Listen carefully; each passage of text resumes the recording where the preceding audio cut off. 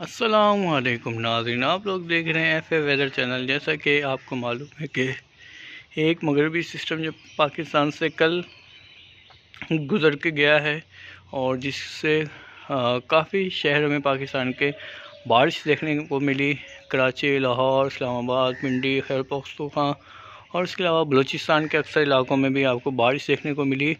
एक और मगरबी सिस्टम जो पाकिस्तान की तरफ आ रहा है, तो कल से हो सकता है कि वो पूरे पाकिस्तान के अंदर असर दिखाए अपना। कल, परसों और 3 दिन जो ये हैं, ये 3 दिन उस सिस्टम के लिए बड़े खुशगवार हैं। और इन 3 दिन के अंदर वहाँ पे यानी पाकिस्तान के अंदर आपको फिर से बारिशें देखने को मिलेंगी।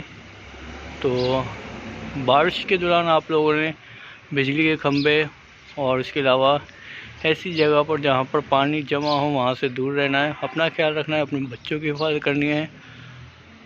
अल्लाह हाफिज़।